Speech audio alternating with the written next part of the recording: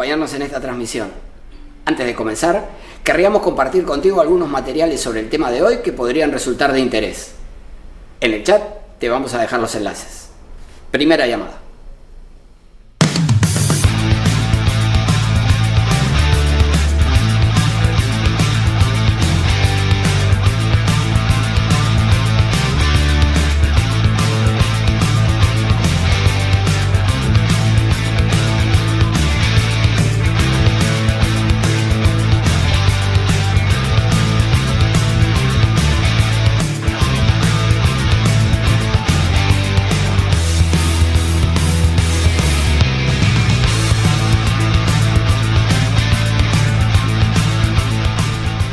Ya estamos por comenzar la transmisión, pero antes quería pedirte que si te interesan nuestros contenidos, nos sigas en nuestras redes sociales. En el chat vas a encontrar los enlaces. Cuando regreses, estaremos comenzando. Segunda llamada.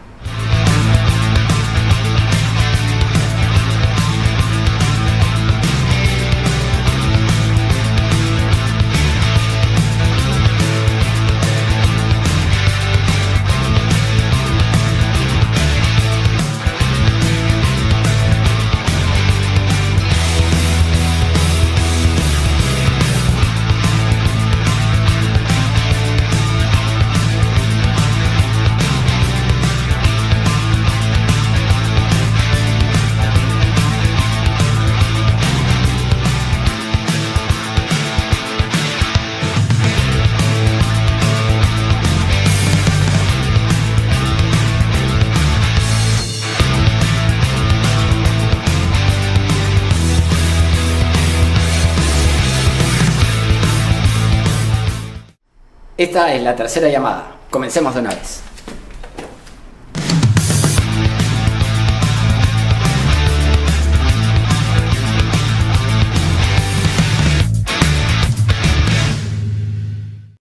Hola, ¿qué tal? Muy buenas tardes, ¿cómo están ustedes? Comenzamos un nuevo programa de la segunda temporada de El Constitucional, que se sigue transmitiendo a través de nuestra página de Facebook, Omar.Sar, por televisión abierta a través de Onda Digital, canal 18.4 en Lima, por Cable Más, canal 791, y a través de la plataforma de LP Pasión por el Derecho, que es una entidad de referencia jurídica y brinda capacitación a miles de profesionales. El Constitucional es definitivamente un programa multimedia que se transmite por web, por redes sociales, por televisión abierta y también por cable. Pero ahora, además, también puede considerarse un programa interactivo porque compartimos los códigos QR de las fuentes que vamos a citar a lo largo del programa. Les vamos a pedir que nos dejen su like en esta transmisión, que se incorporen como colaboradores de nuestra página de Facebook, Omar.Sar, y atención, noticia parroquial, el día de mañana el Constitucional va a estar en Iquitos, así que en algún momento haremos un encuentro con nuestros seguidores en la ciudad de Iquitos, así que allí iremos. Vamos a exponer temprano en la Universidad de la Amazonía Peruana y con posterioridad intentaremos hacer un encuentro con quienes gusten acompañarnos por aquellas cálidas tierras. Luego de nuestra presentación sobre el tema de hoy, vamos a entrevistar al doctor Junior Pichón de la Cruz, que es un reconocido constitucionalista, que es profesor de la Universidad Peruana de Ciencias Aplicadas y también de la Universidad Tecnológica del Perú. El doctor Pichón es autor del libro Faltas disciplinarias en el servicio civil peruano, que publicara el Fondo Editorial de la Universidad Peruana de Ciencias Aplicadas. Les anticipamos desde ahora que hoy vamos a sortear un ejemplar de este libro entre quienes respondan los comentarios de esta transmisión. En los comentarios respondan la pregunta que va a formular nuestro invitado de hoy, el doctor Junior Pichón. Así que aquí un muy valioso e importante trabajo sobre esta materia que me ha servido como fuente de información. Muy bien, vamos a ver un poco el contexto constitucional de la actuación de los servidores civiles. El artículo 39 de la Constitución establece que todos los funcionarios y trabajadores públicos están al servicio de la nación. En particular, aquellos que resultan electos, en primer lugar, el presidente de la República. Y este servicio a la nación supone el fundamento de la responsabilidad de quienes trabajan justamente al servicio del Estado.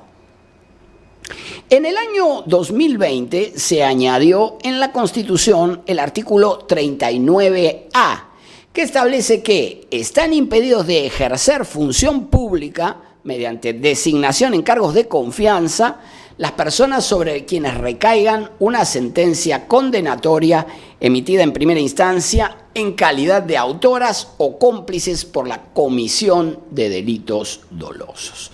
Entonces, aquí hay un ámbito que en la Constitución se ha incorporado una prohibición de acceso a cargos de confianza de personas que tengan condenas en primera instancia. Por último, el artículo 40 de la Constitución establece que la ley regula el ingreso a la carrera administrativa y los derechos, deberes y responsabilidades de los servidores públicos. No están comprendidos en dicha carrera los funcionarios que desempeñan cargos políticos o de confianza. Entonces, los funcionarios de confianza, a los que hacíamos referencia antes, no forman parte de la carrera administrativa. Queda claro, entonces, que es el legislador quien puede regular los regímenes laborales de la administración. Pero ojo, porque, de acuerdo con el artículo 46 de la Ley Orgánica del Poder Ejecutivo, se reconoce como uno de los sistemas administrativos del Estado al de gestión de los recursos humanos, el mismo que es de aplicación nacional y cuya rectoría está a cargo del Poder Ejecutivo.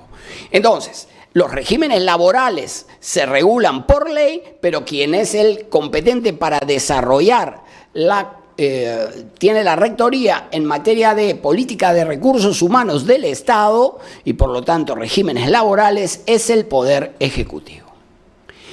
El Tribunal Constitucional ha emitido pronunciamientos sobre este tema y ha dicho que el Poder Ejecutivo tiene la competencia para dirigir el sistema administrativo de gestión de los recursos humanos en el sector público.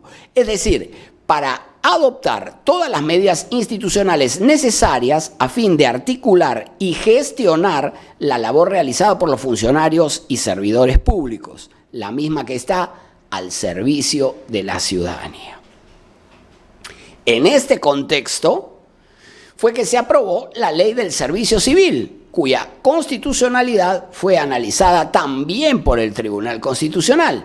En la sentencia de este caso, en la sentencia de inconstitucionalidad de la Ley Servir, el tribunal sostuvo que en lo que concierne a los derechos fundamentales que se deben respetar en la configuración legal de la carrera administrativa, se incluye el derecho de acceso a la función pública en condiciones de igualdad, el principio de ejercicio de la función al servicio de la nación y además el derecho a la adecuada protección contra el despido arbitrario en la administración pública.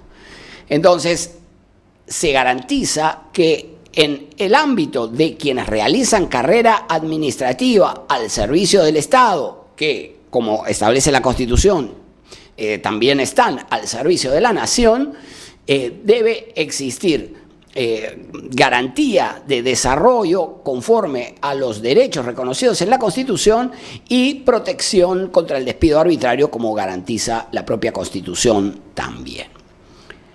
Tenemos entonces que la carrera administrativa no puede ser interrumpida arbitrariamente, requiriéndose en consecuencia el desarrollo de una potestad sancionatoria disciplinaria basada en figuras previstas previa y claramente en la ley. Todo derecho sancionador tiene que tener esta lógica de legalidad y tiene que tratarse de ley cierta, ley previa, clara, etcétera, ¿no? Hay que señalar que la estabilidad de la carrera administrativa a la que hacemos referencia no aplica en el caso de aquellos funcionarios que hayan sido electos y quienes desarrollen funciones de confianza o tengan contratos temporales, ¿correcto? En estos casos no rige esta regla de estabilidad.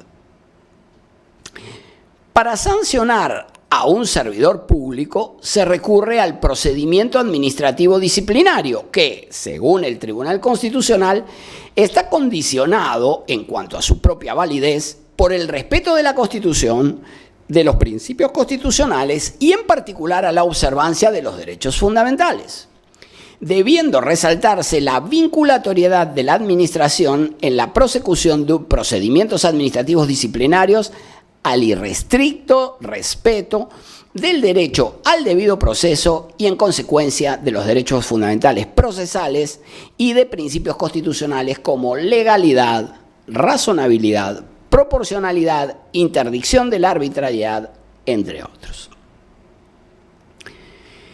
Ya que debe observarse el principio de legalidad, como aquí señalábamos, habrá que tomar en cuenta entonces cuáles son las sanciones que se encuentran tipificadas en la ley. El artículo 85 de la Ley del Servicio Civil establece que son faltas de carácter disciplinario, que según la gravedad pueden ser sancionadas con amonestación, suspensión temporal o con destitución, previo proceso administrativo, y que engloba una serie de figuras. Entonces, de aquí se deriva que tiene que existir un procedimiento y que la sanción debe ser graduada en función de estos tres tipos. Puede ser una amonestación, que es una sanción más leve, o una suspensión, o el despido o destitución, ¿correcto? Que es la sanción más grave.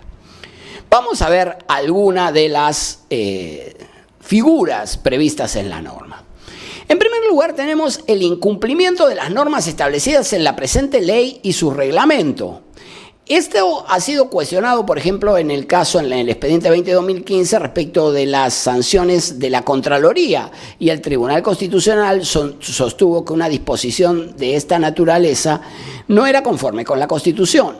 En este caso, se requiere complementar la figura con la infracción de alguna disposición concreta de la ley o del reglamento, y tiene que ser la misma ley y no de otras, de acuerdo con la jurisprudencia que ha emitido el Tribunal del Servicio Civil, al que denominaremos aquí con su nombre coloquial, que es Servir. ¿Correcto? Servir es esta autoridad del servicio civil que resuelve los asuntos, las disputas de carácter respecto de los temas laborales en el ámbito de la función pública.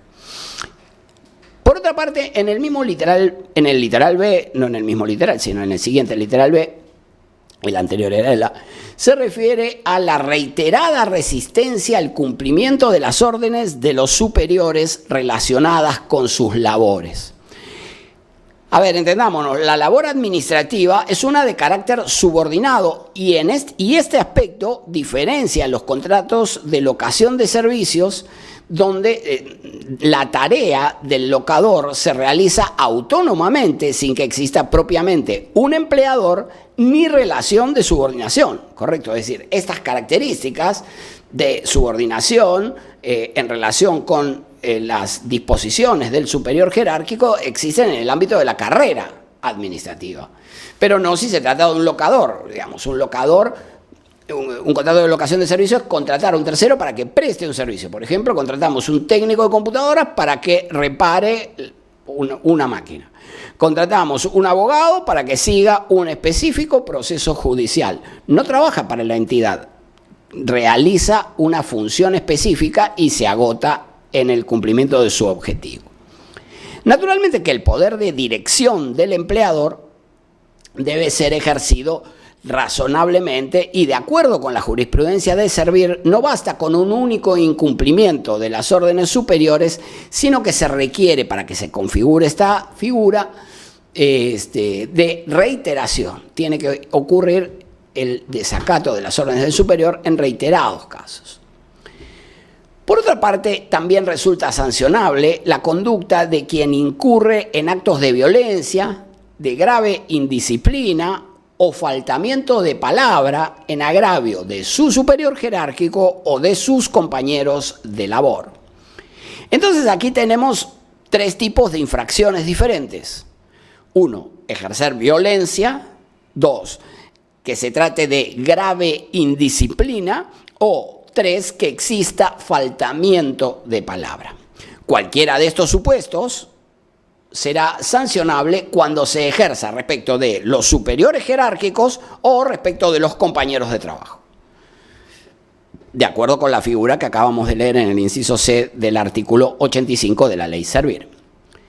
Si la conducta indicada se produce fuera del centro de trabajo, debe acreditarse que el hecho obedece a la relación laboral y no a otras circunstancias que podrían ser eventualmente penalmente relevantes, pero que no constituyan una infracción de la normativa laboral. Así que, en principio, debe producirse en el centro de trabajo, o, si se produce fuera de él, la autoridad, que es en el procedimiento administrativo disciplinario, deberá demostrarse que obedeció a la relación laboral esta conducta.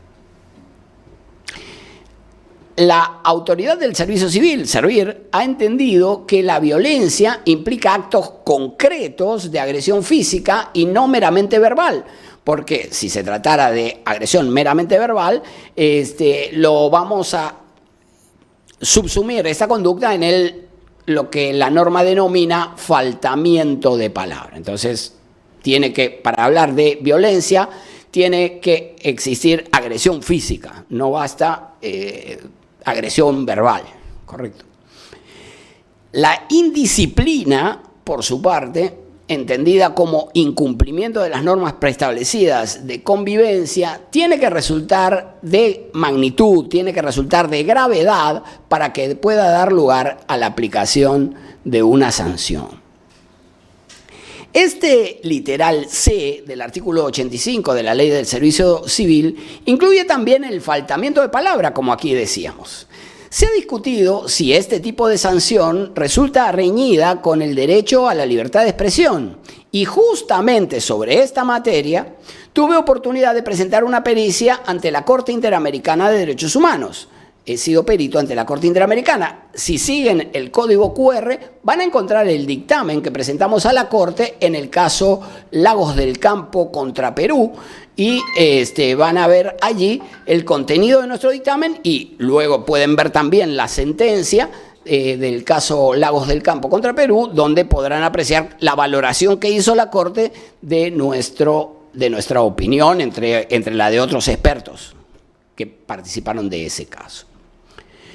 En la pericia que presentamos en este caso Lagos del Campo contra Perú ante la Corte Interamericana de Derechos Humanos, sostuve que el derecho a la libertad de expresión puede ser objeto de determinadas restricciones, y estas restricciones deben cumplir con los siguientes requisitos. En primer lugar, las restricciones a la libertad de expresión deben constituir una limitación o restricción que esté establecida por la ley. 2. El fin de la restricción debe estar orientada al logro de un fin constitucional o convencionalmente legítimo. Debe responder a un interés general en el marco de una sociedad democrática y, por último, en el caso en concreto, debe superar el test de proporcionalidad con los elementos que la teoría de Alexis ha desarrollado, es decir, idoneidad, necesidad y ponderación o proporcionalidad en sentido estricto. Respecto de esto, también pueden encontrar en nuestro canal, en omar.sar, en la sección de videos, pueden encontrar la clase que hicimos sobre el test de proporcionalidad y analizarlo, verlo allí reflejado. Sostuve también en la pericia del caso Lagos del Campo que presentamos ante la Corte Interamericana de Derechos Humanos que existen determinados discursos que no se encuentran cubiertos por la libertad de expresión, como por ejemplo el insulto y en general las afirmaciones contrarias a la moral o las buenas costumbres, los mensajes que promueven o justifican la discriminación, el discurso de odio por razones políticas, religiosas o de cualquier otra índole, las expresiones homofóbicas, los discursos que promueven la violencia en contra de una persona o grupo, las afirmaciones que pudieran afectar la seguridad nacional, la salud o el orden público, o, por último, la instigación a cometer, justificar o negar actos delictivos o de grave violación de los derechos humanos. Entonces, aquí tenemos un conjunto de supuestos de exclusión de la protección de la libertad de expresión a esos discursos. Entonces, si la libertad de expresión no constituye un derecho absoluto y puede ser objeto de las restricciones indicadas con los requisitos indicados, entonces el faltamiento de palabra quedará configurado cuando se incurra en alguno de esos discursos prohibidos en perjuicio del superior jerárquico o de los compañeros de trabajo.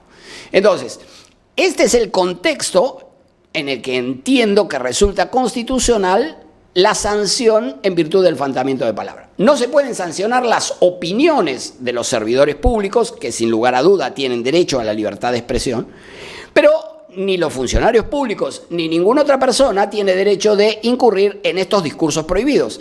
Si alguno de esos discursos prohibidos, la homofobia, la agresión verbal, el insulto, etcétera, se dirige al superior o a los compañeros de trabajo, entonces constituye una falta sancionable dentro de esta figura de faltamiento de palabra prevista en la ley Servir.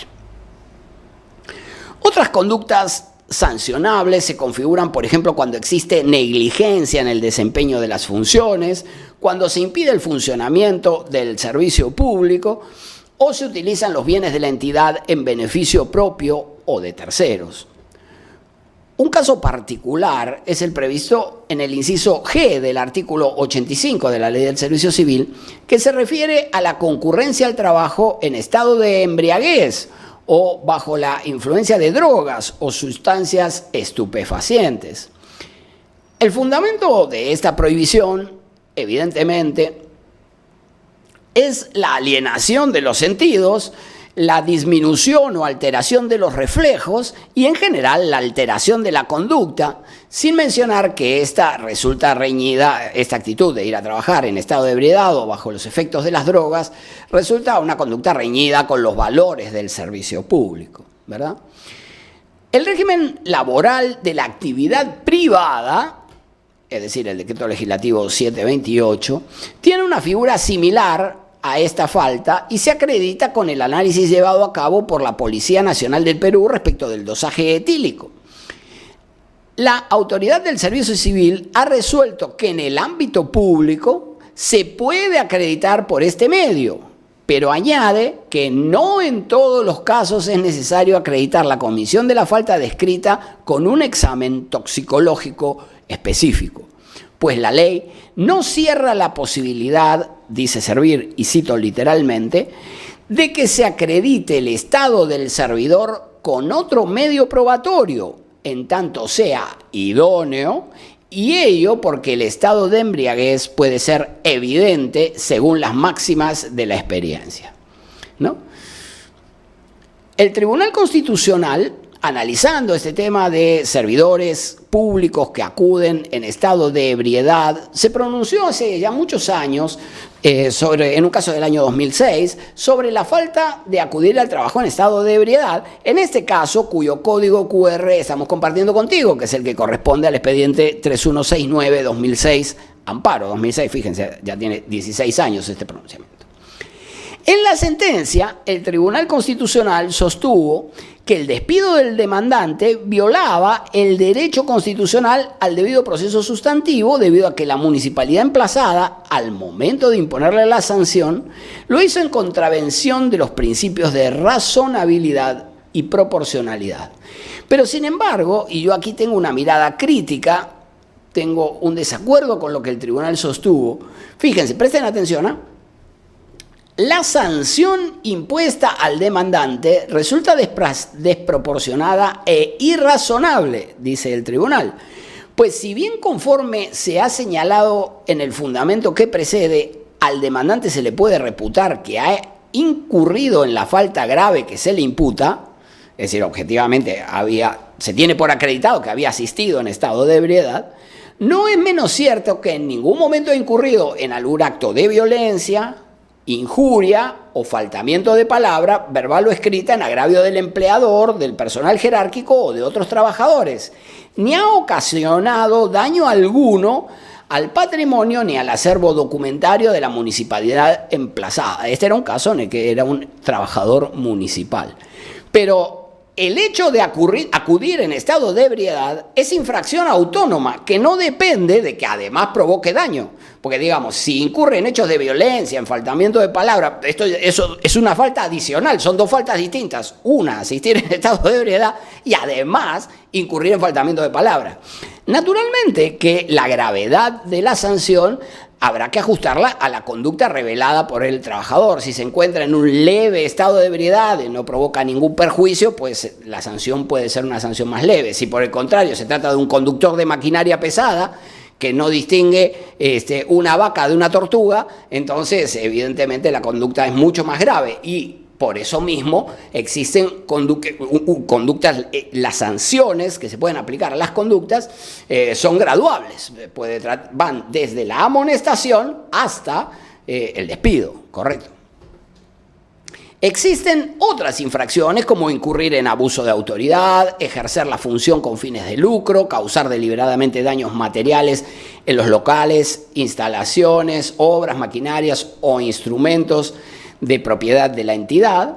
Y también pueden sancionarse las ausencias injustificadas por más de 3 días consecutivos o por más de 5 no consecutivos en un mes o 15 días no consecutivos en un periodo de 6 meses. Si falta reiteradamente, puede ser objeto de sanción.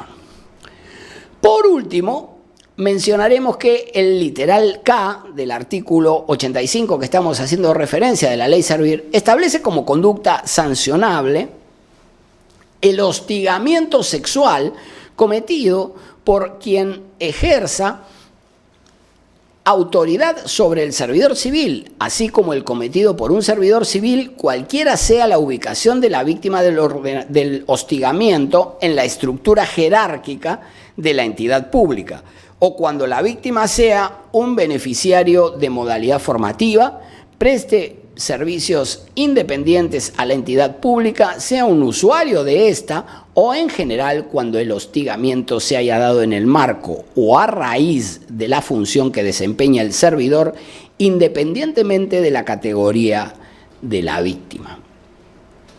El acoso es una conducta de naturaleza sexual que ofende, humilla o intimida a la víctima.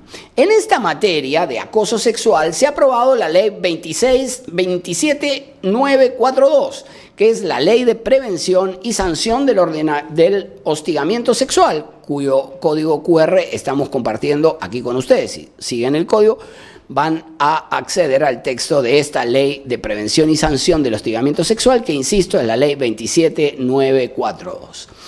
El artículo 4 de esa ley contra el hostigamiento sexual establece que el hostigamiento sexual es una forma de violencia que se configura a través de una conducta de naturaleza o connotación sexual o sexista no deseada por la persona contra la que se dirige, que puede crear un ambiente intimidatorio, hostil o humillante, o que puede afectar su actividad o situación laboral, docente, formativa o de cualquier otra índole. Existen otro conjunto de figuras establecidas en la ley y desarrolladas en el reglamento de la Ley Servir, me refiero, que pueden consultar en el libro que ha sido publicado por el doctor Junior Pichón de la Cruz, a quien vamos a entrevistar en unos minutos.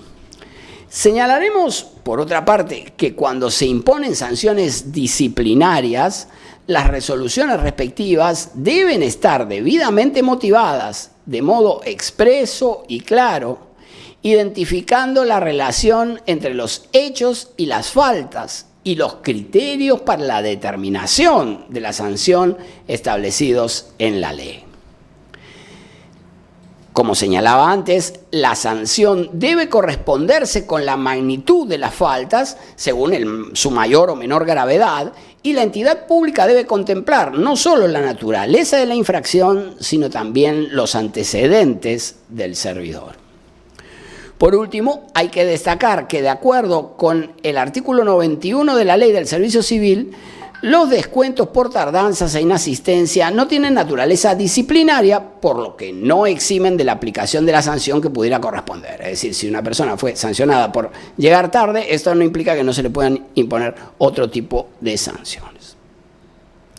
Bueno, muy bien, vamos a dejarlo aquí y luego de la pausa vamos a conversar con el doctor Junior Pichón de la Cruz, que es autor del libro que vamos a sortear entre quienes respondan en los comentarios de esta transmisión a la pregunta que nuestro invitado va a formular. Les pedimos que aprovechen la tanda para dejarnos su like en este video y compartimos con ustedes aquí la imagen del libro publicado por el doctor Junior Pichón sobre este tema de las faltas disciplinarias en el servicio civil. Muy bien, vamos a hacer una pausa y regresamos.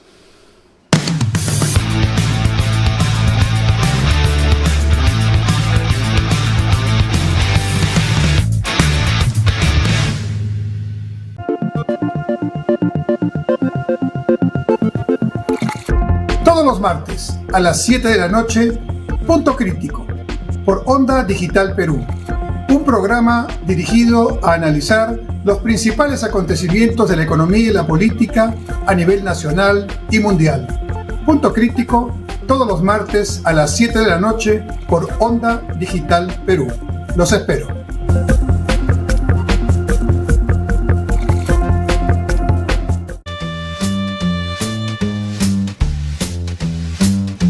Amigos, los invitamos a Contraste en Onda Digital Perú todos los lunes de 8 a 10 de la noche a revisar los acontecimientos de la semana. Les pondré unos cuadros, analizaremos con nuestros invitados y con Marcos y con Electo. Vamos a tener una nueva visión de país. Por eso reiteramos la invitación. Estamos con ustedes los lunes de 8 a 10 de la noche por Onda Digital Perú.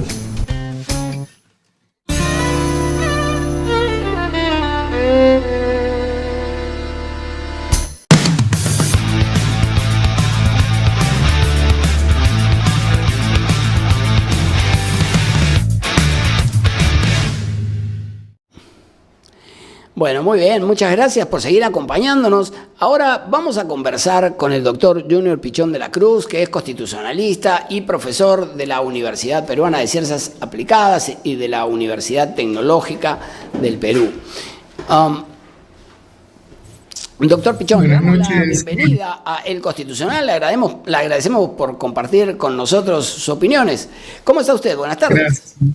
Buenas tardes, estimado Omar. Después de varias lunas que nos vemos al menos por este medio, esperando te encuentres bien, y buenas tardes a tu cálida audiencia. Buenas tardes, Junior. ¿Cómo estás? Bien, a ver, querríamos comenzar preguntando lo siguiente. ¿Las figuras que hemos comentado y que están incluidas en la ley Servir se aplican a todos los servidores públicos o solo a los que estén en el régimen de la ley Servir específicamente?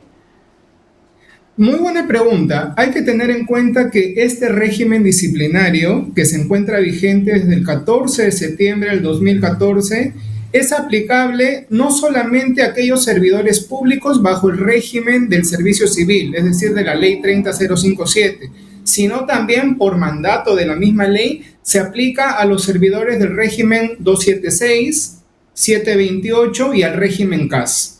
Netamente a estos tres regímenes laborales generales, incluido la 30057. ¿Ello qué quiere decir? Que no es de aplicación a los regímenes especiales, como se me ocurre la carrera docente, la carrera penitenciaria, magistrados, etcétera.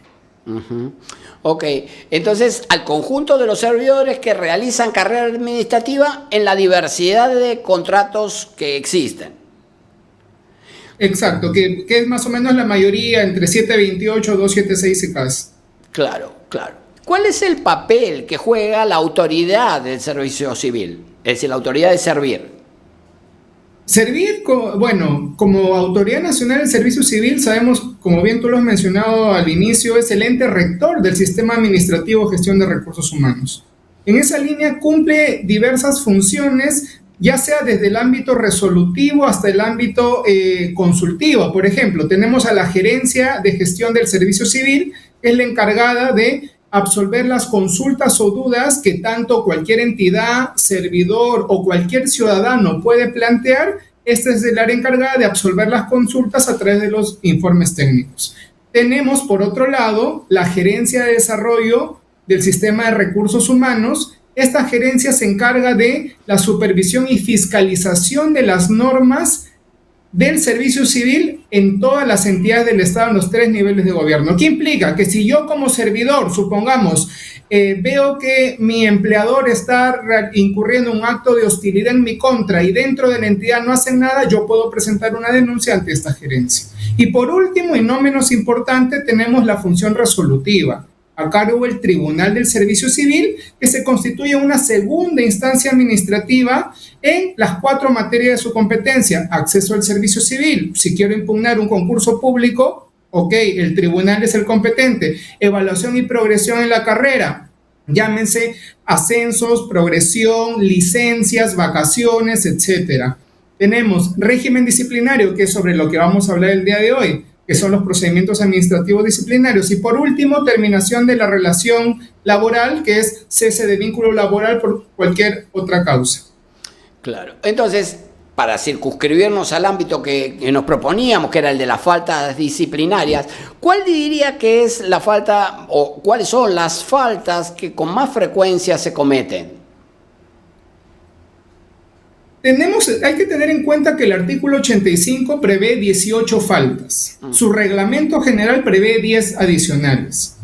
En sí, la falta dentro de este catálogo de las 18, es decir, de la A a la Q, como puedes ver del libro, creo que es la parte más gruesa, es la 85J. ¿Qué es la 85J? Ausencias injustificadas. Es decir, la gente que no va a trabajar y no justifica. Esa es la falta disciplinaria más recurrente dentro del catálogo. Pero de ahí, la segunda podríamos decir que es la 85D, negligencia en el desempeño de las funciones, que muchas veces las entidades no suelen subsumir de manera adecuada, como inicialmente tú señalaste, y es un criterio ya del Tribunal Constitucional de larga data, que negligencia en el desempeño de las funciones tiene que ser también imputada con alguna otra norma interna que regule alguna función específica del servidor. Claro. Y lo que veo es que las sanciones más comunes son aquellas que tienen carácter objetivo. Porque, digamos, acreditar el estado de ebriedad es mucho más difícil que acreditar que el tipo no fue a trabajar. Claro que sí, de hecho sí, aunque déjame decirte, comentando sobre el tema del estado de embriaguez, que es el 85G, si bien es cierto, podríamos afirmar que es una falta objetiva, pero en muchos casos, dado a que no existe un medio de prueba objetivo, como llámese una evaluación toxicológica, un dosaje etílico, porque eso es lo que todos los imputados alegan, ¿no? No hay dosaje, por lo tanto, no hay forma de acreditar. El Tribunal del Servicio Civil ha establecido que hay otros mecanismos para acreditar eso, como por ejemplo el levantamiento de actas, ya sea del secretario técnico, del jefe de recursos humanos, se me ocurre del personal de vigilancia en el libro de ocurrencias dentro de la entidad, o tal vez acudir a una autoridad policial para dejar constancia de ello, o algún audio o video, porque podría yo en este momento decir que no estoy en estado de embriaguez, pero empiezo a hablar de una manera graciosa o incluso a soltar palabras soeces, ¿no es cierto? Entonces, hay otros medios más allá de este medio que es el dosaje o la evaluación toxicológica. Claro, pero sin embargo tiene que haber una prueba que fehacientemente demuestre que se ha incurrido en la intoxicación. Por supuesto, claro que sí. Pues si no, estaríamos en el ámbito del mero alegato, ¿no? Correcto, sí, claro. Deben existir medios fehacientes e idóneos que permitan determinar la responsabilidad, y va a ser en atención a los criterios de graduación que más o menos en la sentencia del TC que comentaste hace un instante, el TC como que más o menos quería explicar eso, pero se fue por otra falta en vez de hablar de algunos criterios, es que se va finalmente a graduar qué sanción es la que corresponde. Es decir, per se, el estado de embriaguez no implicaría una destitución. Hay que evaluar qué criterios hay que tomar en cuenta. Y eso está en el artículo 87 de la ley, ¿no es cierto? La función que ejerce la persona, por ejemplo. No va a tener el mismo reproche una persona, se me ocurre, en mesa de partes que aquel trabajador que es operario de maquinaria pesada, por ejemplo. Claro, sí. Claro. El conductor de ambulancia naturalmente incurre en una responsabilidad mucho más grave que el personal de mesa de partes, como tú dices, ¿no? Correcto. Claro. Ahora bien, ¿y qué opinas de la sentencia del Tribunal Constitucional en este caso? De los trabajadores en estado de heredad y de la sanción de esa conducta. A ver, de esta sentencia estoy de acuerdo con la decisión, más no con la fundamentación de la misma. Porque, a ver, parto por lo último. Se sustenta que, claro, no ha habido, si bien es cierto, habría estado en estado de embriaguez, no ha faltado la palabra a sus compañeros, etcétera, etcétera. Esos elementos configuran una falta disciplinaria totalmente distinta. Es decir, esos elementos materiales no constituyen criterios para graduar una sanción. Sin embargo, respecto a eso no estoy de acuerdo. Sin embargo, sí estoy de acuerdo en la decisión. ¿Por qué? Porque párrafos siguientes, el mismo tribunal señala que, además de ello, de la lectura de esta carta de despido, no existe ningún otro criterio que haya evaluado el empleador para imponer ese despido. Es decir, estado de embriaguez, acreditado, despedido. Y los procedimientos administrativos disciplinarios no son así de sencillos. Hay que motivar de manera adecuada cada uno de los criterios para ver, porque tal vez, y en este caso en particular, ameritaba una suspensión. Claro, porque además la ley no asocia la conducta con una sanción específica, ni esta ni ninguna otra.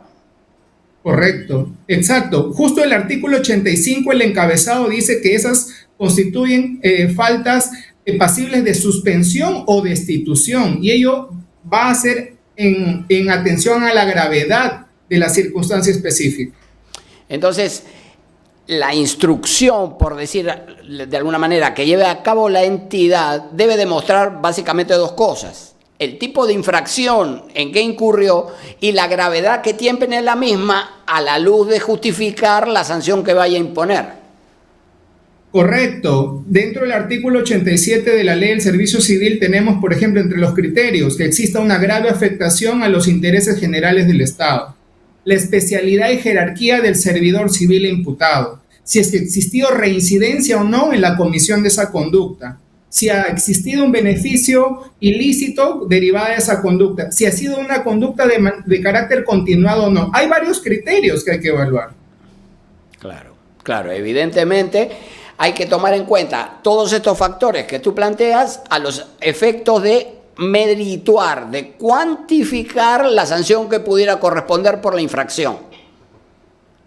Correcto, claro que sí, porque no todos los servidores realizan la misma función, tienen la misma jerarquía, puede que hayan cometido la falta antes, es decir, no le vas a poner la misma medida a aquel que ha llegado de manera habitual a su centro de trabajo y ha sido amonestado y ha sido suspendido. Tal vez correspondería ahí por una tercera o cuarta vez una destitución, pero si lo hace por una primera y única vez, tal vez no, depende de la situación en concreto. Claro, es decir, es inviable la aplicación de la destitución como sanción de una primera conducta. No podría establecer esto como una regla o premisa, porque se me ocurre, si se trata de algún médico que tenía programada una cirugía, un trasplante de corazón, pues, y llega ese día en estado de embriaguez, tal vez ahí, dada la magnitud, las consecuencias que puede tener su conducta, probablemente sí sería razonable una destitución. Pero si se trata de cualquier otro servidor que haga una función que no sea de riesgo, por decirlo de algún modo, tal vez no meritúe este tipo de sanción. Claro.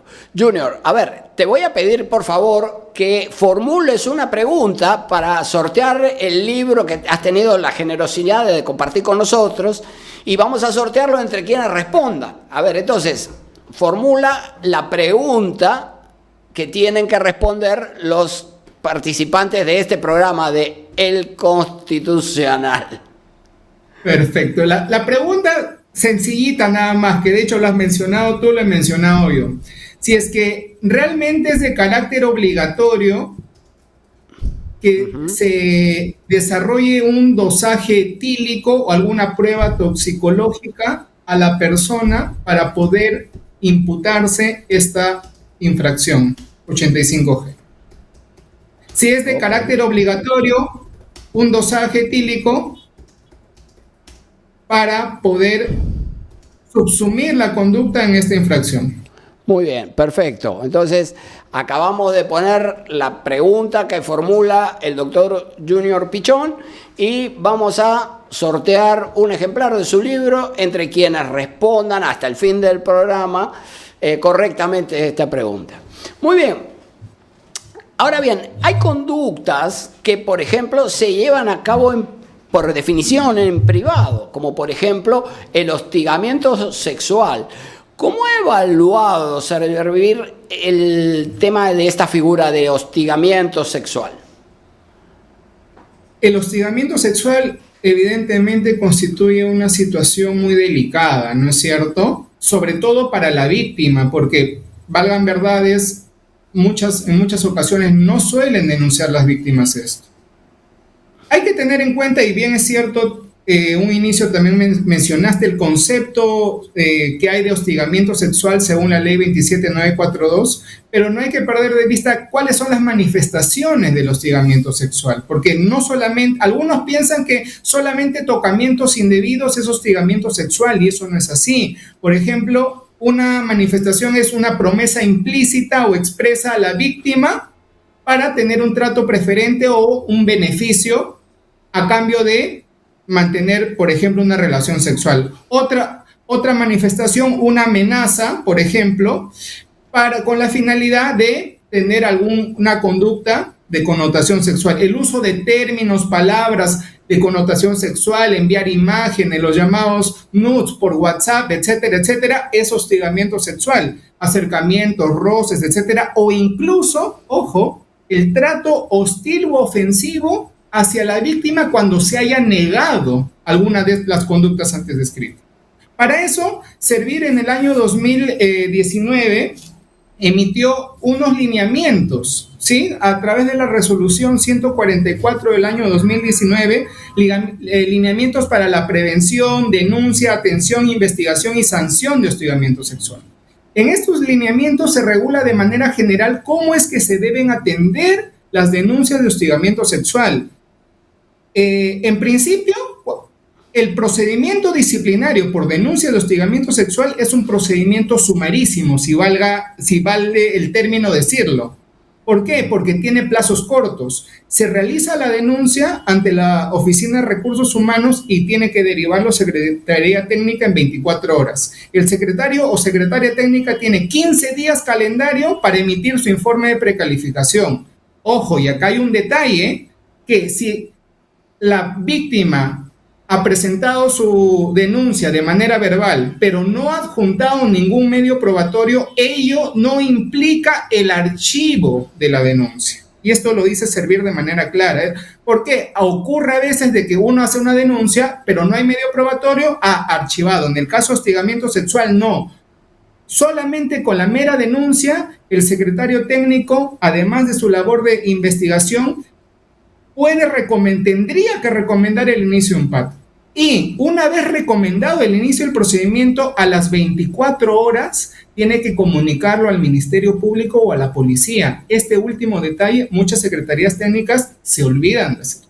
Ya iniciado el procedimiento puede durar máximo 30 días calendario, un mes clavado. Excepcionalmente podrían ser 15 días adicionales, es decir, máximo 45 días de inicio a fin un procedimiento por hostigamiento sexual. Hay que tener en cuenta también, y no quiero comentar o señalar nombres ni entidades, porque en el libro van a poder, en el libro al menos van a conocer algunas entidades que han ocurrido estos casos, pero no sé, hay variedad de casos en los cuales, por ejemplo, entre compañeros de trabajo presentan pues fotografías por WhatsApp o en cadenas, ¿no es cierto? Que hasta cierto punto algunos piensan que es broma. Lamentablemente, Claro. esto no es broma. No sé, Omar, si en algún momento a ti te llega alguna cadena pues con el morenito que te dice abre acá y eso, Bueno, la verdad que eso no, es, pero claro, eso es hostigamiento sexual. es Entonces, una conducta eh, impropia y ofensiva. sí, sí, sí, es impropia y ofensiva. Que, ojo, la víctima no únicamente son las mujeres, y hay que comentar esto. Y en la mayoría de los casos se da dentro de una relación jerárquica vertical. Suele ocurrir así en la mayoría de casos, lo que no obsta que puedan ser entre compañeros o en sentido opuesto de subordinado jefe. Claro. Y el punto es que si no se logra acreditar, finalmente no vas a poder imponer una sanción. Podrás abrir el procedimiento, pero no podrás concluirlo con una sanción.